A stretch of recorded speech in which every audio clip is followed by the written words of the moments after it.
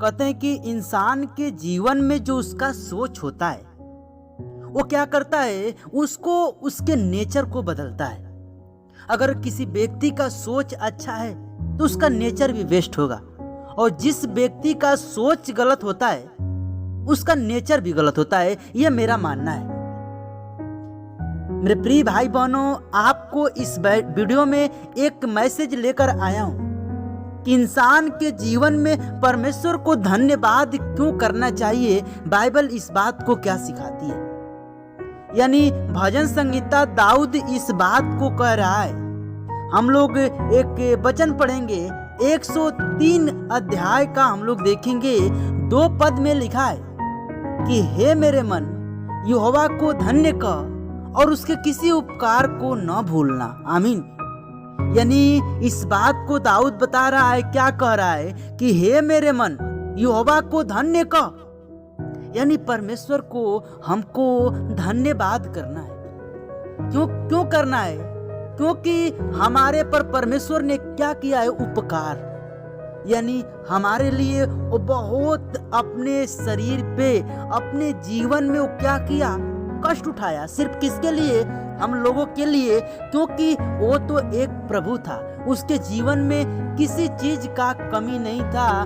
वो एक परमेश्वर था, फिर भी हम लोगों के पापों के लिए वो सूली पे मर गया। यानी इस बात से हम परख सकते हैं कि परमेश्वर क्या किया, जगत से एक ऐसा प्रेम किया कि अपने एकलौते पुत्र को दे दिया कि ताकि जो कोई उस पे विश्वास करे वो नाश न हो परंतु अनंत जीवन पाए। यानी हम अपने जीवन में यीशु के पास जब आएंगे तो परमेश्वर हमको अनंत जीवन देगा। एक बात अपने जीवन में हमेशा याद रखना कि यीशु मसीह जब इस दुनिया में आया तो सिर्फ एक दूसरे को क्या करता था, शिक्षा देता था। वो अपने पिता के बारे में बताता था। वो चाहता था क्या हो, इसका जीवन बच जाए। वो हर एक के जीवन को बचाने के लिए परमेश्वर इस धरती पे आया। वो किसी को कभी एक से अलग प्रेम और दूसरे से अलग प्रेम न किया, बल्कि सबसे क्या किया, एक समान प्रेम किया और एक अधिकार दिया।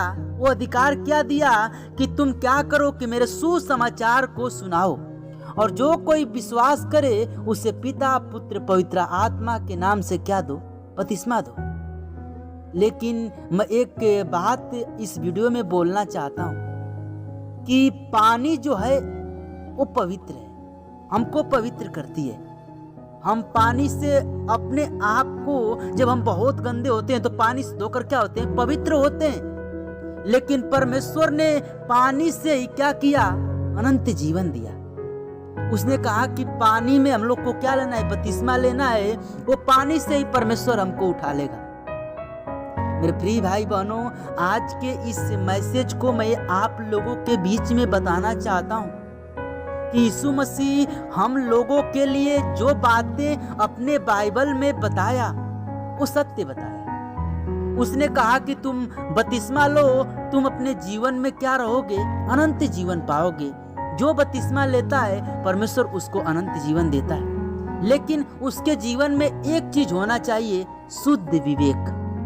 अगर हम परमेश्वर की बपतिस्मा ले लें और परमेश्वर के वचन को ही न जाने तो हमारे जीवन में वो बपतिस्मा किसी काम का नहीं है। और हाँ, एक बात और अपने जीवन में हमेशा याद रखना कि वचन क्या है, वचन यीशु मसीह है। और जिसके हृदय में वचन होता है उसके हृदय में क्या होता है, यीशु मसीह होता है।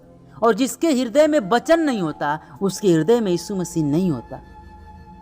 मेरे प्रिय भाई बहनों, हमको वचन के द्वारा ही परमेश्वर क्या करता है, चंगा करता है।